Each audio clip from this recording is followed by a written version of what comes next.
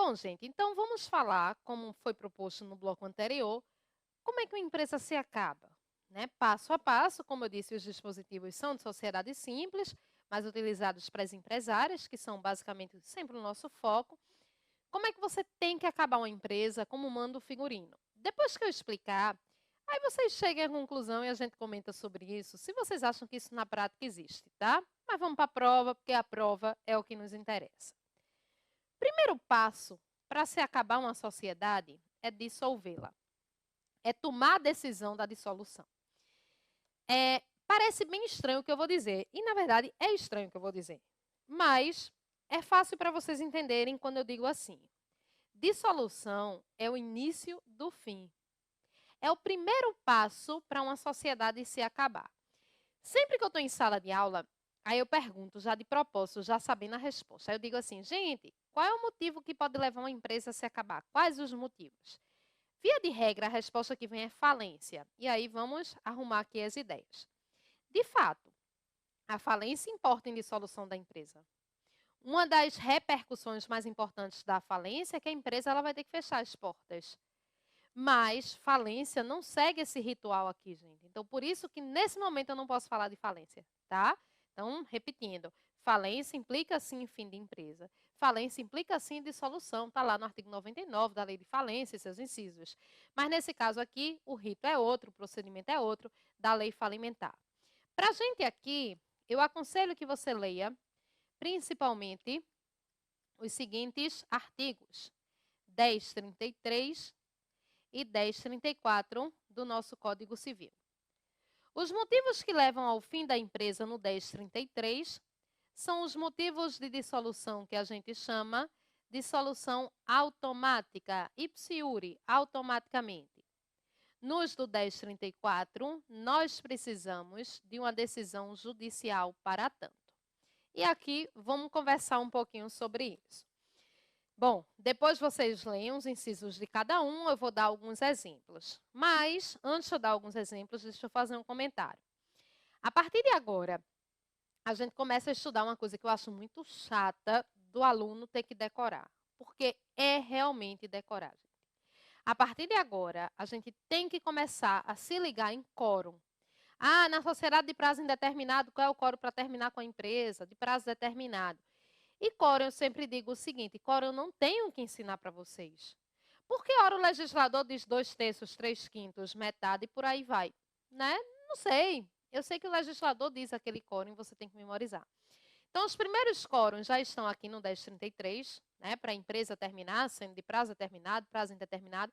E aí, o conselho que eu lhe dou é, a cada vez que você se deparar com um quórum, você vai fazendo uma listinha. Você pega aí uma folha em branco do seu caderno empresarial, espero que você tenha, ou sei lá, né? Não sei se hoje em dia você tem mais caderno, suas anotações no computador, o que seja, e comece a discorrer acerca desses quórums.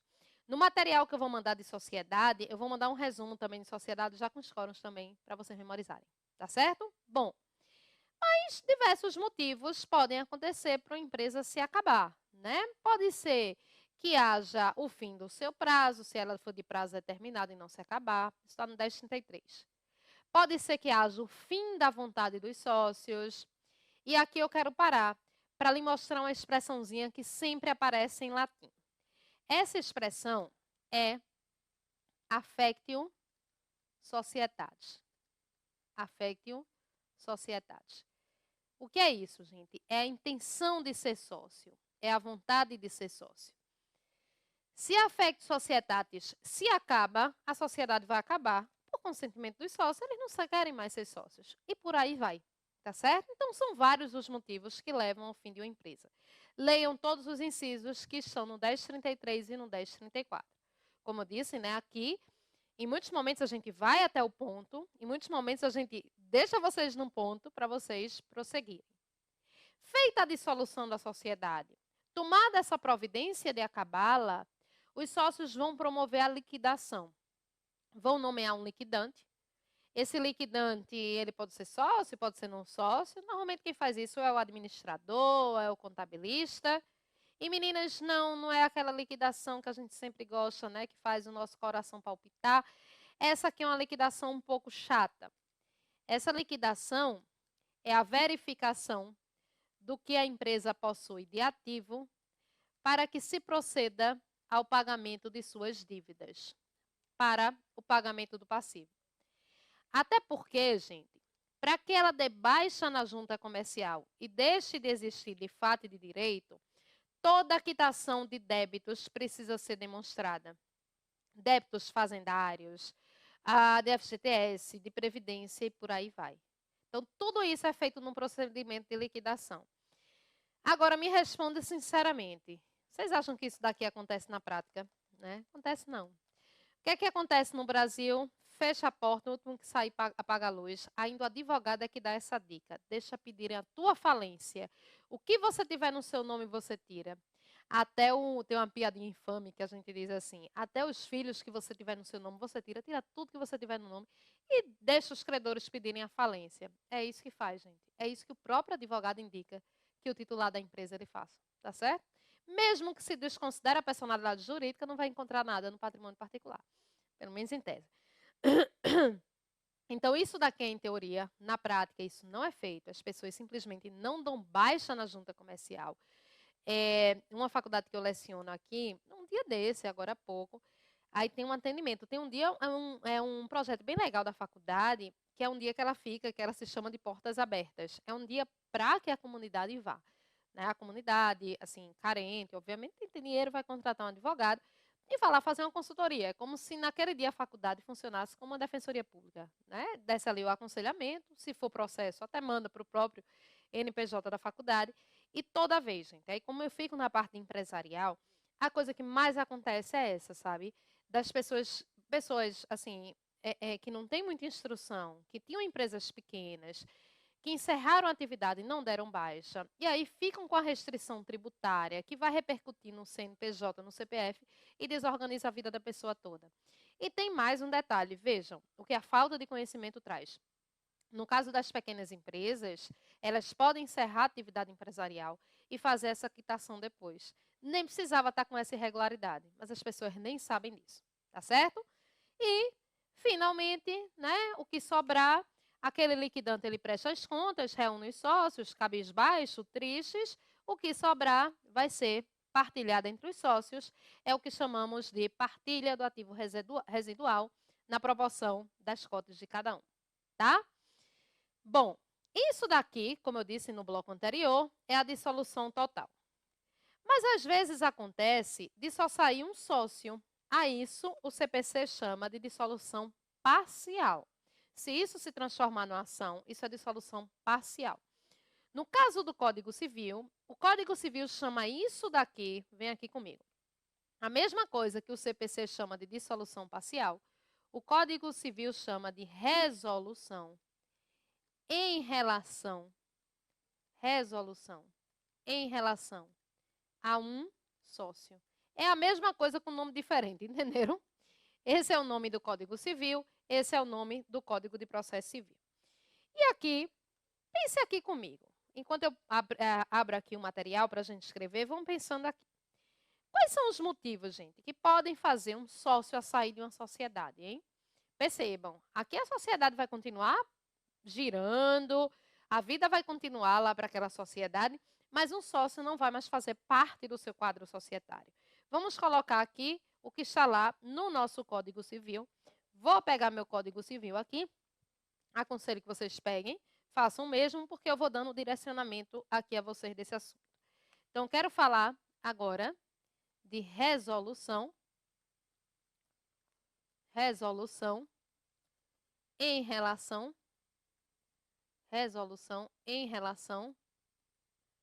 a um sócio. Esse assunto, resolução em relação a um sócio. Esse assunto a gente vai fazer aqui um esquema para você, previsto nos artigos 1028 a 1032. Quais são os motivos que podem levar um sócio a sair? Primeiro motivo, descrito no 1028. Gente, aqui eu vou citar os motivos e as especificidades, os detalhes, vocês vão parar para ler, certo?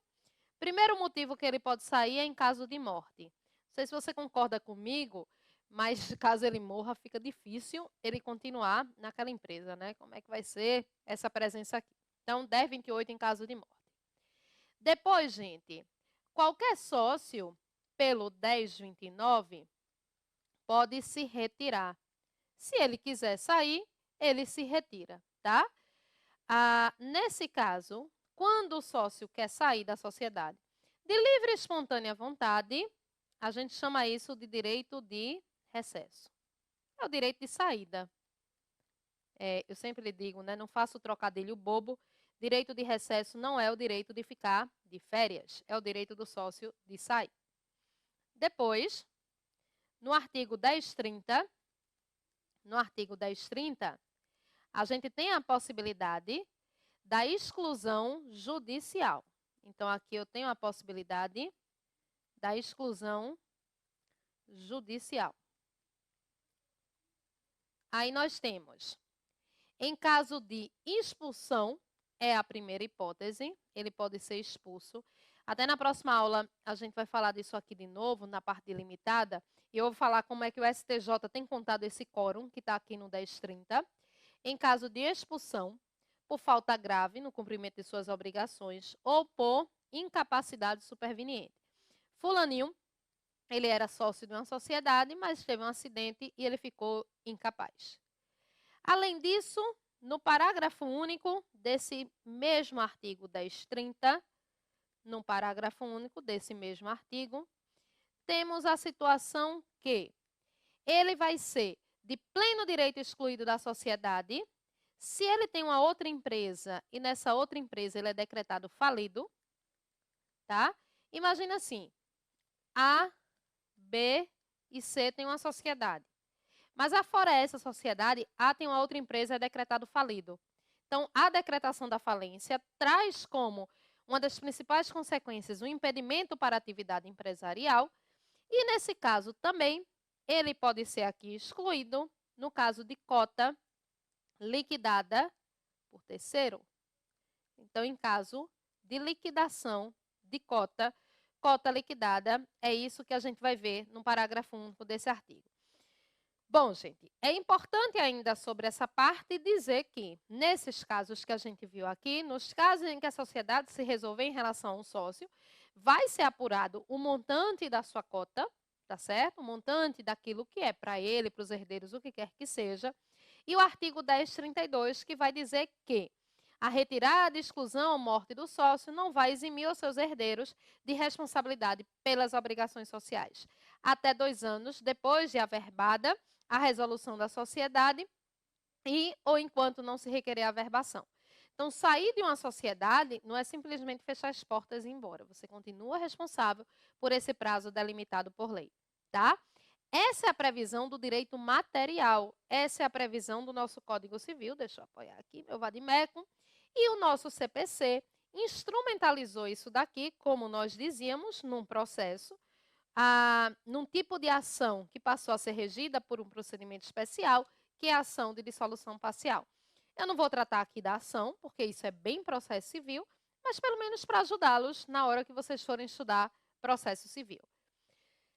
Essa ação de dissolução parcial, ela pode ter por objeto ou só a saída ou expulsão do sócio, ou só a apuração de haveres, a apuração do que lhe é devido, uma coisa ou outra. Ou o que é mais comum é que os incisos 1º e 2º sejam cumulados, a saída com a apuração dos haveres, que lhes são devidos.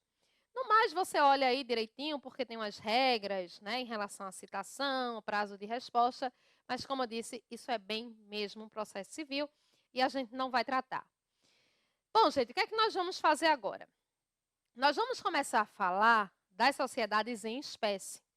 E aí a gente vai começar com alguns artigos muito importantes em termos cartorários da sociedade simples. Então, eu chamo a atenção de vocês que muitas vezes não são nem artigos difíceis não, tá? São artigos até tranquilos, mas que são importantes para a prova que vocês farão. Então, eu elegi aqui, eu coloquei aqui no nosso slide, os artigos mais importantes sobre sociedade simples em termos de cartório. Então, vamos lá. Nos 30 dias seguintes e subsequentes à sua constituição, a sociedade deverá requerer a inscrição do contrato no registro civil das pessoas jurídicas do local da sua sede. Essa história dos 30 dias, isso aqui eu já expliquei no prazo de registro.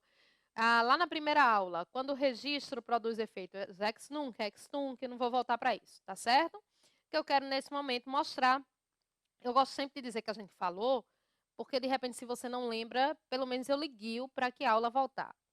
A primeira coisa que a gente tem que saber é que esse tipo societário, como já havíamos adiantado, vai se registrar no registro civil das pessoas jurídicas do local da sua sede. Esse pedido de inscrição vai ser acompanhado do instrumento autenticado do contrato, e se algum sócio nele houver sido representado por procurador da respectiva procuração, bem como, se for o caso, da prova de autorização da autoridade competente. Então, essa inscrição, gente, tem que ter o próprio contrato, tem que ter, se algum sócio foi representado por procurador, tem que ter a procuração, né, o mandato, e se for o caso também, a prova de autorização da autoridade competente, naqueles casos que nós falamos da sociedade dependente de autorização. Percebam que são até dispositivos bem autoexplicáveis. Subsequente aqui está com trema, viu? Porque a professora tem muito cuidado aí no português, a gente pode até escorregar eventualmente, a nossa língua é bem difícil, mas eu fico louca assim com erro de português no slide. Subsequente está com trema, é porque é o que está no próprio site do Planalto, certo? Com todas as indicações enumeradas no artigo antecedente, será a inscrição tomada por termo no livro de registro próprio e obedecerá um número de ordem, e esse número de ordem vai ser contínuo para as sociedades que vão aparecendo, tá? É um número específico para essas sociedades. Artigo 999. Pronto. Aqui está uma coisa bem importante sobre quórum, que eu já havia aqui dito a vocês, já havia chamado a atenção de vocês. As modificações do contrato social, que tenham por objeto matéria indicada no 997, dependem de consentimento de todos os sócios. Então, as modificações no contrato social vão precisar do consentimento de 100%. As demais modificações podem ser decididas por maioria absoluta. As demais. Se o contrato não determinar a necessidade de deliberação unânime. Gente, então vamos aqui por partes para a gente começar a conversar. Já começamos a falar sobre quórum. Vejam. Essa história de novela, que as coisas em sociedade são decididas pela maioria. Hoje em dia quase ninguém mais assiste novela, né? Mas sabe aquela coisa de novela, que alguém quer ter 51% das ações e tudo mais? Em sociedade anônima, até que a coisa da maioria ainda importa muito, sabe? Mas nessas sociedades que estão no código, os quórums, gente, são os mais diversos possíveis. Quando falamos em quórum, sempre que falarmos em quórum, estamos falando de proporção de cotas, não do número de pessoas. Bota uma coisa assim na sua cabeça. No direito empresarial, quem manda é quem tem mais dinheiro, tá? Então, se eu tenho 80% de cotas e eu tenho 4 sócios, para não errar a matemática, cada um com 5% das cotas, acho que eu acertei, eu tenho a maioria das cotas, porque eu tenho 80%. Então, preste atenção. Os quóruns que iremos dizer, que o código diz, são quóruns relativos à proporção das cotas. O número dos sócios só vai interessar caso haja empate no número de cotas, e aí você desempata com o número de sócios. Mas, em geral, é o número de cotas. Bom, gente, então, as matérias que são descritas no contrato social são aquelas matérias fundamentais do 997, desculpem, sede da sociedade, objeto social e tudo mais, precisam de consentimento da unanimidade, 100% dos sócios. As demais podem ser decididas por maioria absoluta, as demais matérias do dia a dia, certo? Qualquer modificação do contrato social vai ser averbada, cumprindo-se as formalidades previstas no artigo antecedente. Na verdade, assim, o código nem precisava falar disso efetivamente, porque qualquer modificação que for feita numa empresa, numa sociedade simples, precisa ser averbada. Mas, enfim, o nosso legislador faz questão de falar. E no artigo 1000, nós temos a previsão da sociedade simples, que ela abre uma filial. E esse artigo 1000, gente, se vocês pegarem para verificar, deixa eu dizer a vocês aqui, se vocês pegarem para verificar, a previsão dele, cadê, caneta? A previsão dele é a mesma previsão do artigo 969 e parágrafo único.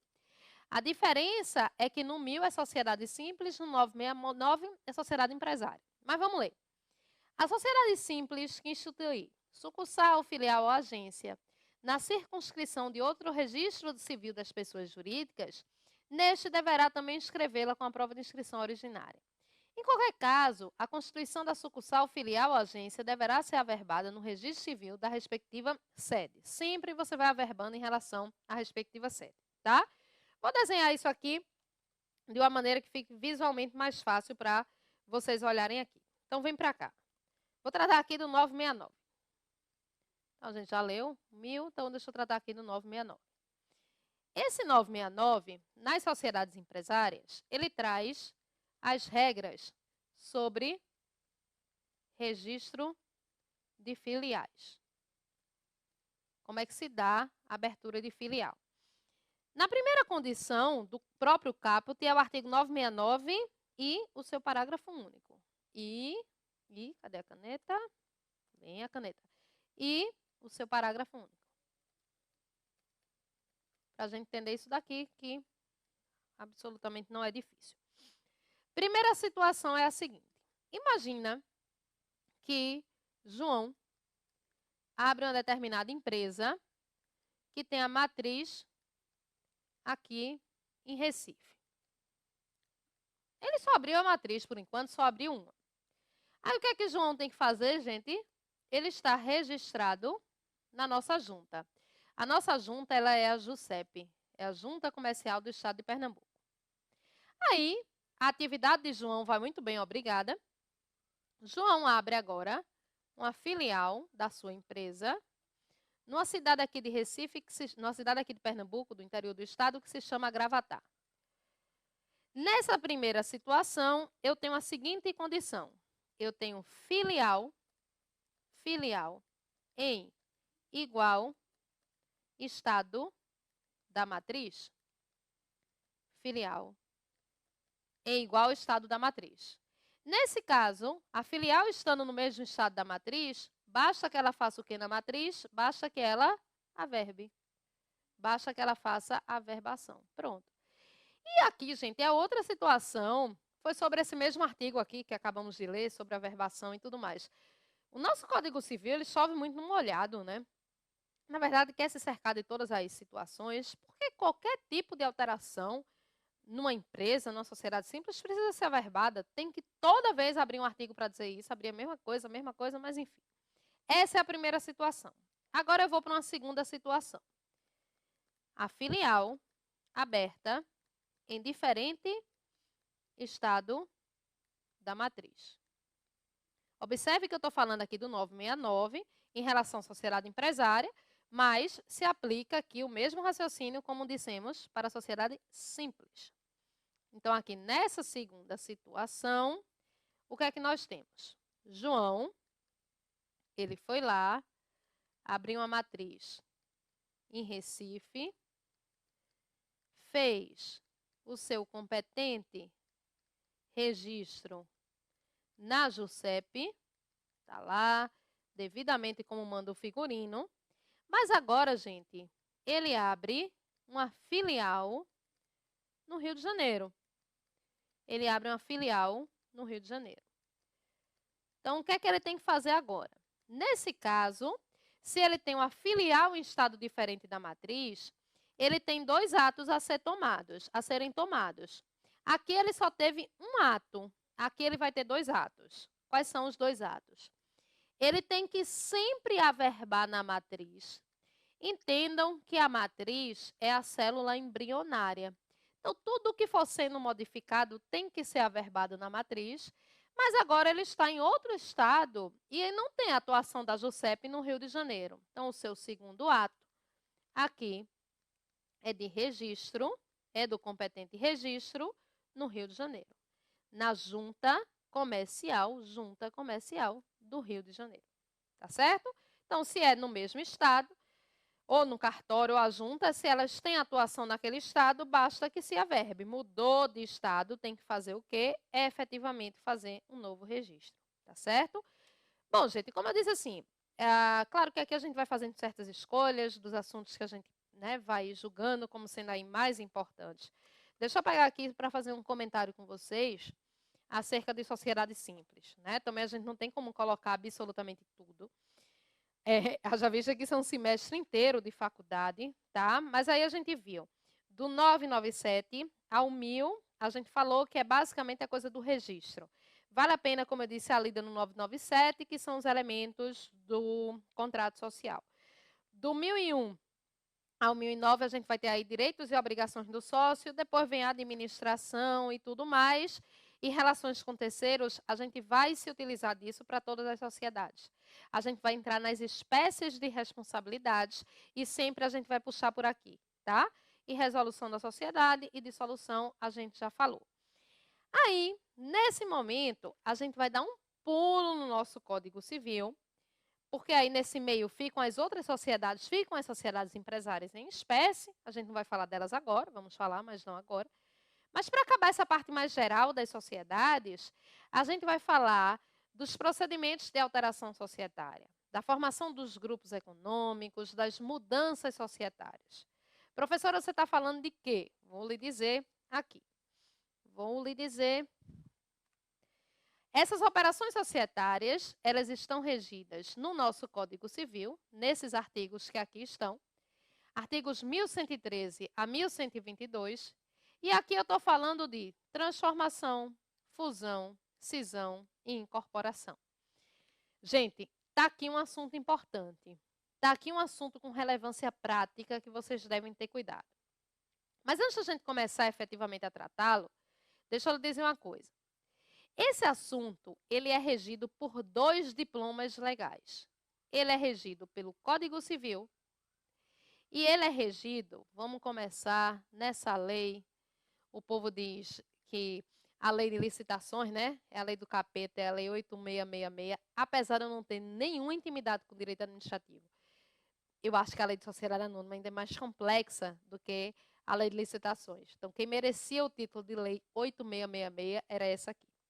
Então, esse assunto, ele passa a ser tratado também na Lei de Sociedade Anônima, Lei 6.404, de 76. Gente, o que acontece? No bojo do procedimento, fusão, cisão, incorporação, não tem diferença, quer seja Código Civil, quer seja Lei de Sociedade Anônima. Vai ter diferença até na parte procedimental. Vou colocar aqui os artigos de SA para você dar uma olhadinha nessa parte. Mas no bojo, na razão de ser do assunto, não tem diferença, conforme seja Código Civil, conforme seja a Lei de Sociedade Anônima. Tá, professora. Quando é que eu vou usar o Código Civil? Quando é que eu vou usar a Lei de Sociedade Anônima? Super simples, sem nenhum problema para você saber. Quando uma das sociedades envolvidas no procedimento, basta uma delas ser SA, eu utilizo a Lei de Sociedade Anônima. Se não houver SA envolvida, eu utilizo o Código Civil apenas, tá certo? Porque essas operações todas aqui podem ocorrer entre os diversos tipos societários. Pode ser, por exemplo, limitada com ilimitada, limitada com limitada. Eu utilizo o Código Civil. Agora, basta estar presente um SA, que a lei que vai reger o procedimento será a lei das SA. Gente, não sei se vocês já fizeram muitos concursos, estão começando agora, mas tem uma coisa que os concursos vêm fazendo. E isso não é só em direito empresarial. E eu diria até, eu acho que em prova de concurso em geral, direito empresarial não é das disciplinas mais pesadas. Eu acho que eu já comentei aqui com vocês que eu sou professora também de direito civil, e aí eu consigo fazer uma análise de mérito da prova, da profundidade da prova, sob a ótica do aluno. E eu vejo que muitas vezes em outras matérias, como civil e tudo mais, as provas pegam muito mais pesado. Muitas vezes você tem a impressão de ser empresarial porque você não tem muito domínio na matéria. Ou não tinha, até se encontrar com a gente aqui, né? Dizer isso aí para você levantar o seu ânimo. E aí, gente, nessas provas tem aparecido uma coisinha, nas diversas matérias. Muitas vezes vem assim no cabeçalho. Em relação à Lei 6.404/76, podemos afirmar que, ou não podemos afirmar que, aí você diz, danou-se. É a coisa que a gente diz aqui em Pernambuco, é danou-se. Que danado é a Lei 6.404/76. Não se espante. Você não tem que decorar número de lei. Deixa eu lhe dizer uma coisa. Isso em qualquer matéria do direito, se nenhum professor lhe disser.